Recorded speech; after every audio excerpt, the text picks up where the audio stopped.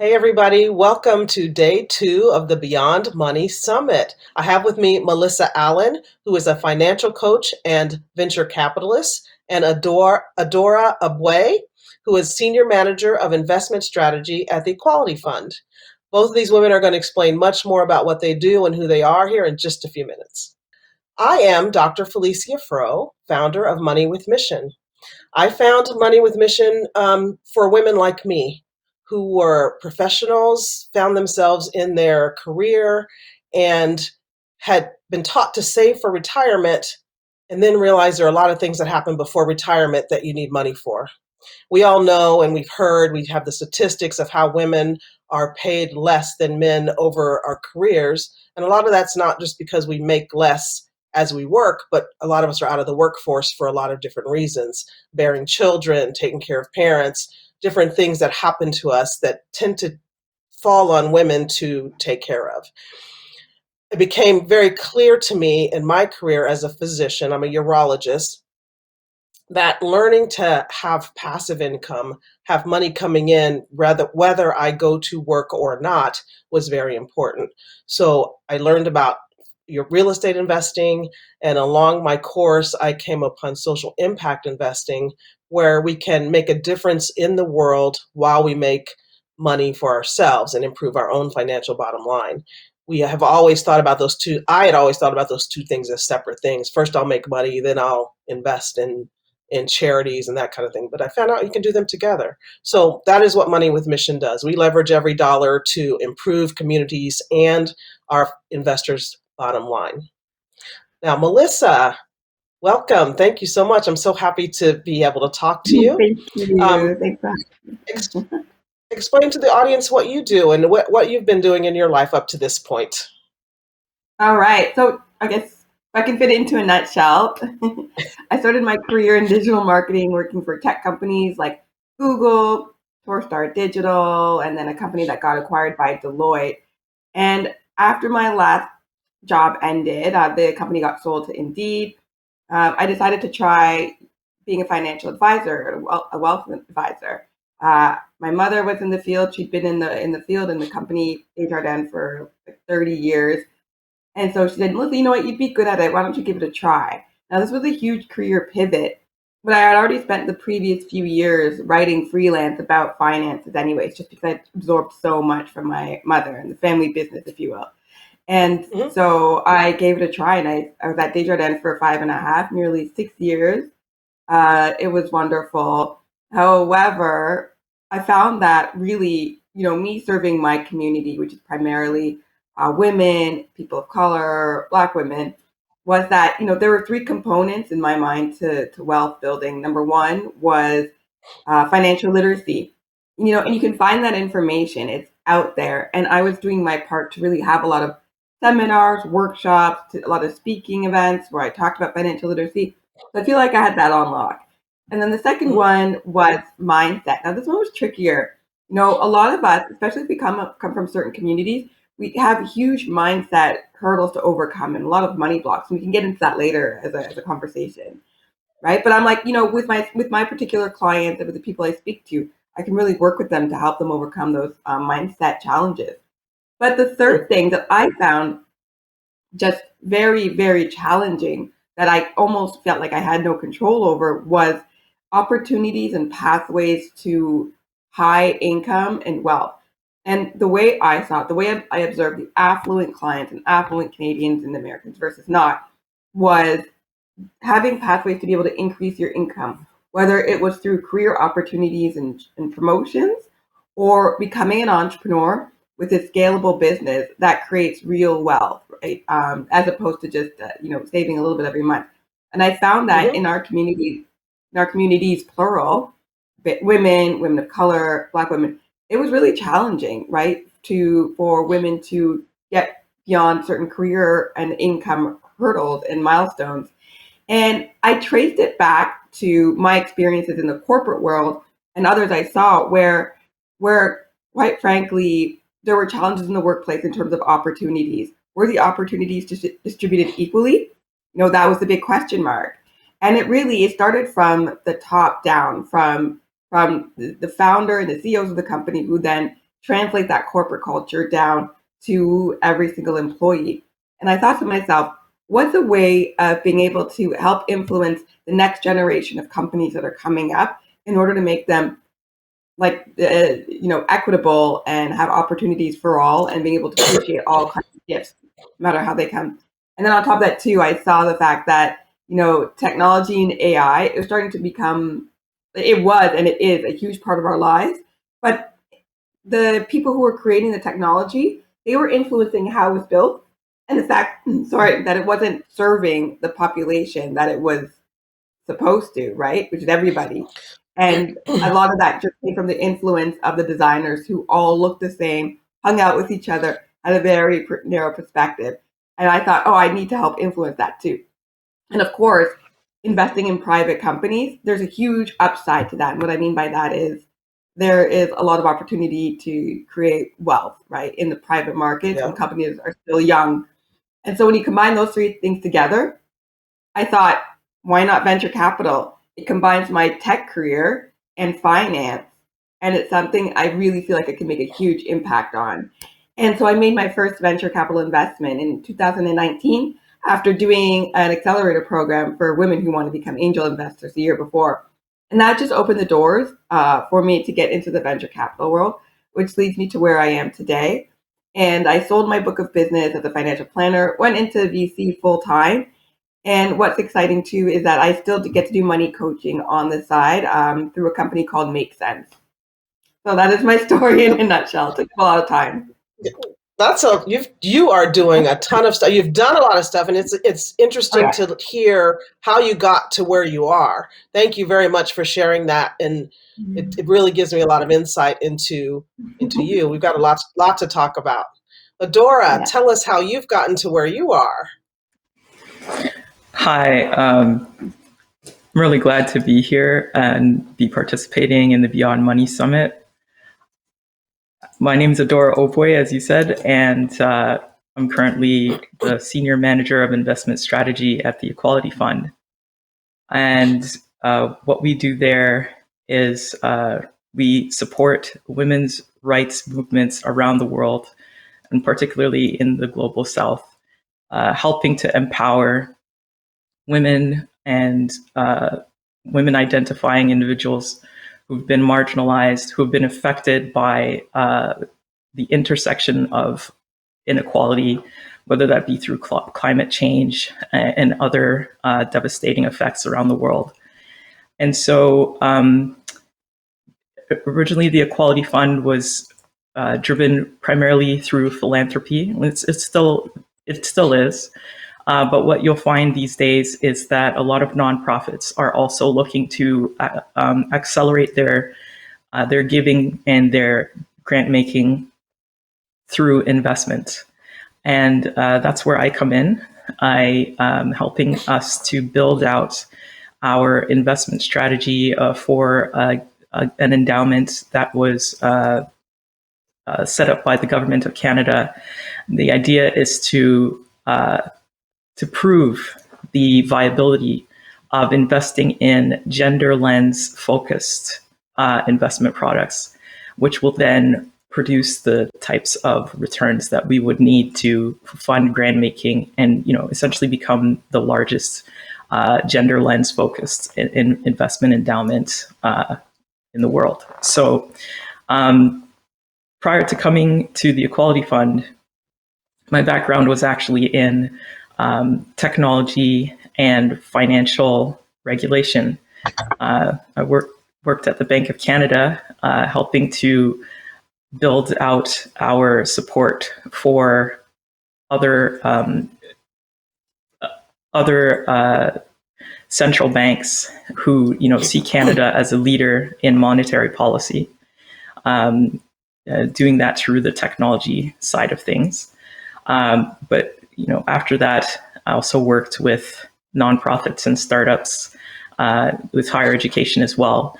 But my original role in technology, I felt could be a little bit more intentional if I were to, for example, help to build infrastructure and investment in infrastructure in developing economies. And primarily, my interest was helping to smooth the gaps in financial inequality in sub-Saharan Africa. So I eventually transitioned from technology directly into the finance space with a focus on venture capital. And I saw that there was a unique, well, at the time, possibly unique opportunity to blend my financial regulation with experience and technology experience with the capital market experience required to sort of galvanize investments in the private sector in Africa. And had the opportunity to work with a number of venture capital, social impact investors that were working globally to close the gaps in different sectors, whether they be in agriculture, health tech, education, but primarily, my interest has been in financial inclusion.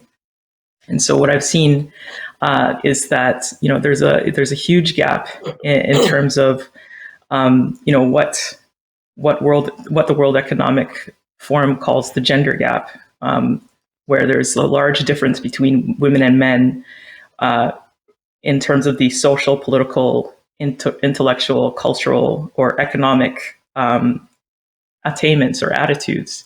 And so my work has really focused on that in the most recent, working with accelerators, for example, to help them build out their financial curriculum to support early stage startups run by marginalized founders, run by women, and also to help investors to build out their investment strategy, incorporating different lenses into the investment decision, whether that be applying a gender lens or a diversity lens, and in some cases, looking at opportunities to bridge the nonprofit and the institutional investors through blended finance. And so that's what I've been doing.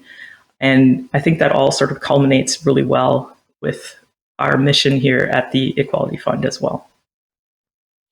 You guys are pretty amazing women. I'm really excited to talk to you guys and get more into what you are doing and what you have been doing. And I mean, we could spend probably the rest of the day. I could spend the rest of the day just talking to you guys and hearing more and more and more about what you're doing, because it is super exciting. I hope everybody else out there is as excited, and hopefully can get some time to spend with these ladies too. Listen, Adora, you keep talking about gender lens investing, and I hadn't ever heard that before until I think I heard it for the first time with Leanne when we first met. Talk about that. Explain that a little bit more of exactly what that means, because you talked about diversity and diversity focus, gender focus. Just explain a little bit more about what that means. Right. It's a good question. And, gender lens investing has been around as a concept for the past decade or so. But you're right, like some people don't really understand it. When they hear the idea of gender, they think, oh, feminist power, down with the men and everything. And, we have to take money away from men to give to women, and that's not fair. But that's not really what it's about. If you look at the GIIN, for example, the GIIN, the Global Impact Investing Network, defines gender lens investing, or GLI, as a strategy or approach to invest in a way that considers gender-based factors across the investment process. And this is a way to advance gender equality as well as informing investment decisions. So traditionally, when investors look at gender-based factors, they're thinking about, for example, in the venture capital space, are the startups run by women? Are there women in the C-suite, women founders? Do the enterprises or the businesses or the firms that you're investing in promote women-centric policies, in the governance structure, whether that be around their management team, who's on their board, and so on and so forth? They also look at things that provide benefits to women and girls through the products and services that are produced by firms or companies. But I would also say that the idea around gender lens investing is not just a paint by numbers solution. It's not just a question of counting the number of board seats, counting the number of C-suite individuals. It's a question of having the wherewithal and the creativity and the foresight to integrate gender-based factors across the value chain, from the start of your sourcing to the end of the output, to ensure that those outcomes are equitable. And it's not just to phase out men from the equation. When you create equity for women and girls and non-binary people, you're creating equity for all. So, for example, if you are looking at financial inclusion for women farmers, you're looking at the number of women who are producing an agricultural product. You're supposed to really think about, not just, how many hours in the day are they out in the fields or doing their manual work, but at the end of the day, has their work produced value for them in the same way that it's produced value for their male counterparts? What level of value is it applying to them? It's not just monetary. It's also in terms of their health, in terms of their output for their families. Because we also know that women spend up to 90% of their income on their outside of themselves, on their community and on others. And that in turn generates value for the economy, generates for the community. So if you are investing in a product or service that not only doesn't take into account the monetary value of the women involved in the value chain and who are supposed to benefit from the outputs, you're not taking that into account, then you're also detracting from the economic value and the economic potential of the community. So I look at that as a holistic application. And you're right, it's not just the gender lens factor, but when we talk about gender, we also have to talk about the other aspects where gender is affected. So if you're talking about the environment, women and marginalized communities are disproportionately affected by the effects of climate change. And so you can't just look at women as a monolith. You have to look at women in different geographies, women of different races, creeds, sexual orientation, everything. And all of those things have to factor in the investment decision. It seems like one of the most challenging things around all of that is how do you measure that effect and those effects. It's very interesting. When we talk about venture capital and investing and gender focused or gender lens investing, what's the word? Gender focused, gender lens? It seems like they go together. I mean, a gender lens. It's sort of like lens. You're looking through a lens. They're applying that idea of a lens to all sorts of aspects of the investment decision, whether it be a diversity lens, there's a refugee lens, that sort of thing. So it's a way of like you're looking at the investment through a microscope almost. Gotcha. Melissa, in the world of venture capital, women-led businesses only receive 2.3% of funding. Why is that, and how do we fix that? How do we get to better funding for women companies? That's such a good question. Listen, I mean, this goes back like generations. It's always been, that's changing now. We'll get to that in a moment, but it's always been this boys club, right? And if we can rewind it back, right? There are documentaries that show that women, Black women, we were the original programmers and coders until it was realized in the 50s and 60s, oh, actually, this is a lucrative skill set to have. And basically women were pushed out of the industry. Black women were pushed out of the industry. men came in, set up shop in Silicon Valley, and this white male boys club just perpetuated itself for, I'd say, the past 40 plus years. And so from that now, there's been really high barriers to entry for anybody who doesn't look a certain way. And that's actually a big part of what bothered me about venture capital in general and what I wanted to change about it, because what I was seeing was the fact that, number one, there was a huge issue, like say pre 2018, there was a huge issue going on with what's called pattern matching, right? Mhm. And the way that the Mhm. term pattern matching was used, say pre Arlen Hamilton, who was one of the first Black VCs to run a fund, was that people saw the Toms from MySpaces of the world, the Mark Zuckerbergs of the world, the Jeff Bezos. They saw these guys who all looked the same, dropped out of the same universities, the Harvards, the Stanfords, wore the same hoodies and white t-shirts and jeans, were a little bit socially awkward, and then thought that's exactly who's going to make the next billionaire company. So we're just going to throw money at them blindly, right, and follow the same Yeah. pattern. And like it was, and so for a long time in Silicon Valley, anybody who kind of fit that pattern, they were getting the meetings, they were getting the funding, and that is starting to change slowly and surely, right? But it's really interesting to me because I've also met a woman of color who turned down a Yale PhD, who's ex a company that just IPO'd, and theoretically she matches all of the patterns except that she's not a white male in a hoodie, and she really struggled to get her company funded. And so that's actually why I went into venture, was just to come in and plant the flag for women of color and for Black women. And that why has kept me going this entire time.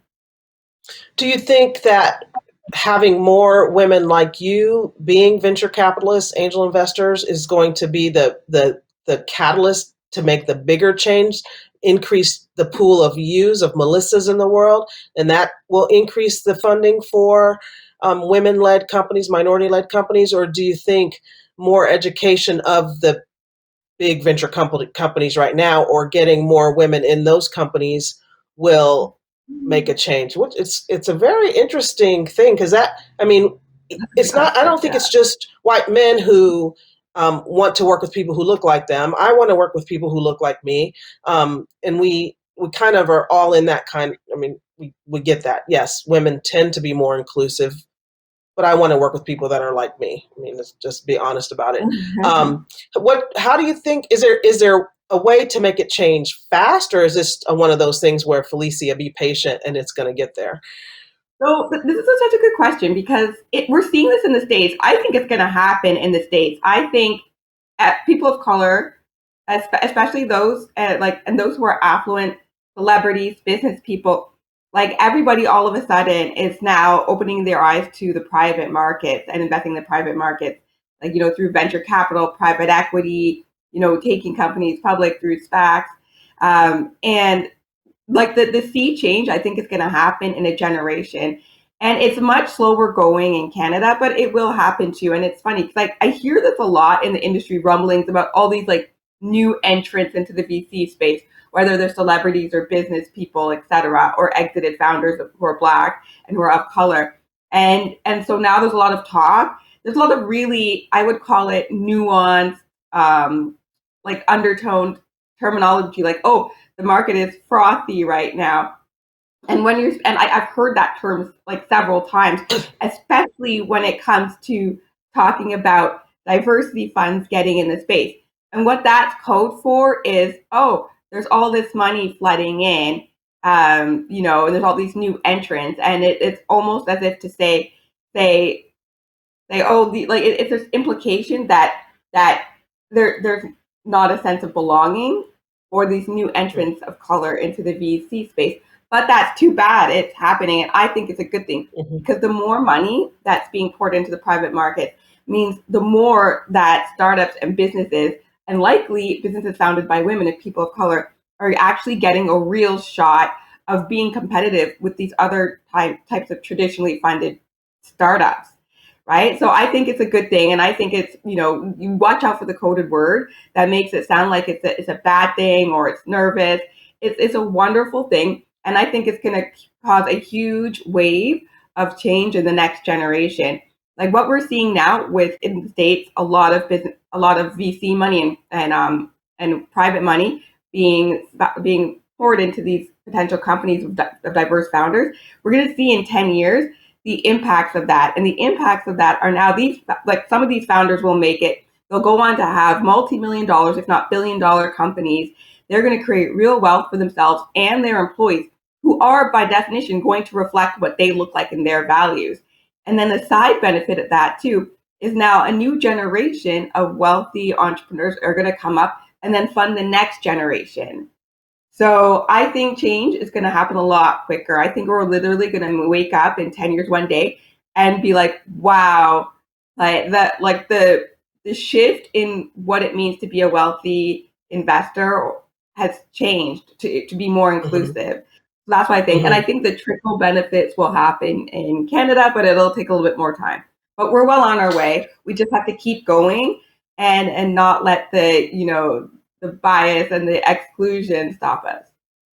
Yes, and that does tend to want us.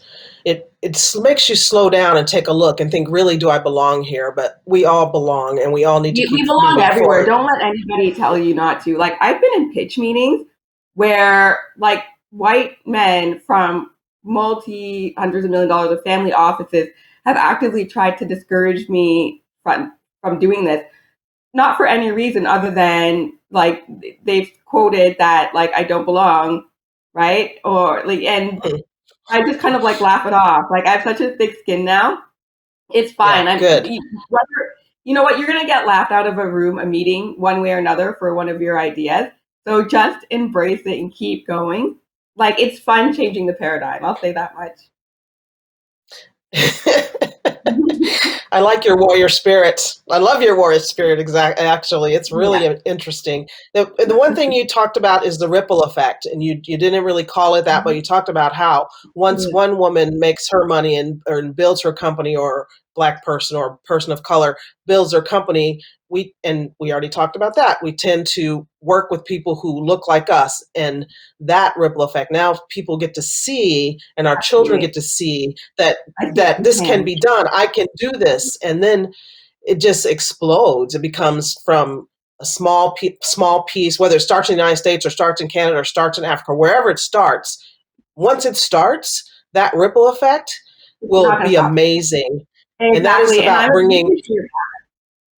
I Say that am. again. I'm a beneficiary of that because in my new fund that's going to be launched, that's closing very soon, the first round. One of my biggest investors is a woman of color, and she had an exit and was able to then invest in me. We're around the same age. She gets what I'm trying to do. She comes from a tech background, and she was like, "Of course, I'll support you." And you see that's the ripple effect that's going to start happening once we create more of her and more of me and more of all of us. That's amazing. It's amazing to me. So what we see, and it was a woman who came in and helped you. What we see is that when women get together, when women make a decision to do something and make something better, we do it. It may take us a while. It takes that leader, it takes us to just pull it together, pull ourselves together to do this. And that's what happens. We make communities better. We make lives better all the way around the Absolutely. world, because we don't we don't tend to, and this is scientific stuff. I've been told and shown that we tend to um, spread it around. We don't just make money for ourselves in general. We make money We're the for the community community, and we builders. want to Yeah, improve the lives of we are. everybody. And that's how this is going to get better. I'd love this conversation. Um, I could keep going, but I know. the timer's going. Oh my gosh. Okay, so how can people, average Joes? This is one thing I found out. Average Janes don't get into deal flow. They don't, and that's one reason I founded my companies, to help average Janes find deals, find things to invest in. Because once again, it seems to be high level. The guys that always got the deals and got the great deals got the great deals. What kind of things are you doing? Let's start with you, Adora. in your company to help women to invest and actually get into that deal flow, make some money on what they're doing, or help other women do the same? Yeah, good question. At the Equality Fund, we really believe in that idea of that paradigm shift, like what we call shifting of power within the capital sphere, within that capital market, shifting of power to not just to give money, but also who holds the money, who holds the capital. Because you're right, Melissa. In effect, if you have the capital, you can also reinvest that capital. And as we know, women are, have the propensity to invest in their lives outside of their own lives in their communities. So, really, on the institutional side, as a nonprofit, we're looking primarily right now at the public markets and different products that can offer us a bit of flexibility, a bit of a framework to help us look for investments in, funds of funds, whether it be public. We're looking at like public equities, um, you know, private debt, and so on and so forth, that can invest in women fund managers, as well as, in turn, investing in women founders, women-led businesses that improve outcomes for women. And I think one of the interesting things is that we're not alone. A lot of institutional investors and high net individuals, as well as the VC funds and so on and so forth, with the advent of things like COVID-19 that has devastated the world, financially, physically, like in terms of health, but also in terms of the financial health, and primarily affecting women and other marginalized groups. Institutional investors are getting more intentional at the idea that, yes, that power has to shift. And how can we do that? So, taking the idea of, mission aligned investments and looking specifically at gender lens frameworks and gender lens investing frameworks. There are a lot of institutions that are bringing specific gender-focused products to the market. So, for example, you've got private equity firms now that are signing on to the Global Diversity in Action Initiative. That's stuff like the Blackstone Group, KKR, Carlyle Group. So you've got that going on in the private markets, but in the public markets, and something that we at Equality Fund are using as well. You've got a couple of banks that are launching funds that focus primarily on gender lens focused investments. So the Royal Bank of Canada, for example, has a number of products that we are investing in. There are also some banks in the US and the UK, Morgan Stanley, Barclays. These banks are providing gender focused, gender lens specific investments. And you have a lot of impact bonds, for example, from the World Bank. There's also, I think in 2013, there was the IFC set up the Women's Bond, which to date has 175 million US invested in women-led businesses. So on the institutional side, there's a lot of activity happening. It's kind of fairly mature in the institutional space. And you're also seeing, for example, you're also seeing the institutional investors put pressure on the venture capital firms, the PE firms, to increase to better their track record when it comes to diversity and inclusion. Yeah. So, for example, last year, Goldman Sachs instituted a mandate that Goldman Sachs will not make any more. Will not take any more of its portfolio companies public unless they have a minimum of one quote unquote diverse board member and the idea is to raise that minimum to 2 this year. So they're expressly mandating. Could you please repeat it? Sorry, they're expressly mandating that. They're expressly they're mandating that their portfolio companies have to diversify their boardrooms, their C-suite. So I think on the institutional side, there's a lot of activity happening. You'll also see that with the nonprofits that are looking to use investment as a way to increase their grant making activity and grant making capital, and the sustainability of that grant making. So we're on board with that as well. And then more to the ground too. I mean, it's like we'll talk more. One second, Melissa. One second, Melissa. I'm sorry. I want to make sure people know how to reach Adora if they have more questions about what she's talking about and that kind of thing. How can they get in touch with you? So we had a mailbox. I think it's investment@equalityfund.ca. And you can also reach us on Twitter. Our Twitter handle is equality_fund on Twitter. Perfect. Thank you so much. I'm sorry to interrupt you, Melissa. Go right ahead. No problem. Nora, look out for a message from me. I'm totally hitting you up. Right for sure. I'm looking forward to it. We all are. You're going to get a lot of messages. I'm just. And I just wanted to add to her point too. It's like more on the ground. You asked the question of how can like everyday women get deal flow, right? So there's you can invest in a fund. I think Fidelity, they even have a fund, or BMO.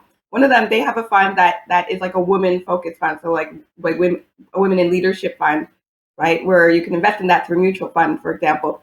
How I got my start was I realized right away when I did my accelerator program that deal flow, it's hard work finding good companies to invest in. They're out there. They're everywhere, right? That's not the issue. The issue is being able to do the due diligence. So being able to kind of peel back the curtain from the company, like look under the hood and make sure that they're properly, like legally papered, they're structured correctly, that their finances and their forecasts are looking good, their business plan projections look good. It takes a lot of work. I realized that back in 2018 when I was looking to make my first investment after I did that accelerator program. So I thought, you know what? Let me just have my money follow the smart people to start. And so that's why I invested in a VC fund whose leadership I really believed in and whose mandate I really believed in. And that was a great start because then I got exposure to how VC funds choose companies, how they do due diligence, and how to be able to even support these companies. I have the opportunity to also interact with the founders of these companies who are doing so well. It's incredible, right? And so that's one way, right? It's through a VC firm. And then the second way is now you're actually, once you're starting to get more into the tech world, you're starting to meet more founders, then you can start, getting the word out there that you're looking. And you will get approached by some and you will approach some. And you will meet other investors in the industry who will get you in on good deals. So what it all comes down to is networking, really getting out there in the tech ecosystem in Canada or in the entrepreneurship ecosystem, and leaning on your contacts, and then also starting to get a handle on how to do the due diligence to make sure that the companies you're investing in are viable. Or learn or get to know people like Melissa who can do that due diligence for you. How can they reach you?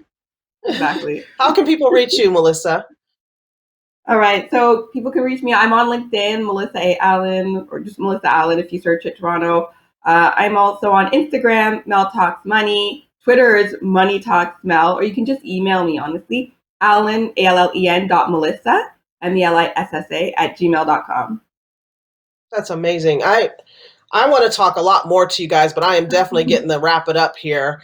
For Money with Mission, you guys, I am all about the due diligence. Then that is the biggest thing, and to me, the hardest thing, just what you were talking about for individual investors to do and understand individual companies. So you need someone that you can trust who does that due diligence for you. I'm not one to put money in a suitcase and hand it off to somebody who's going to invest it for me. And that's what we do with 401ks. And I don't know what they call them in Canada, but that retirement fund is is not RSPs, yeah. yours to manage.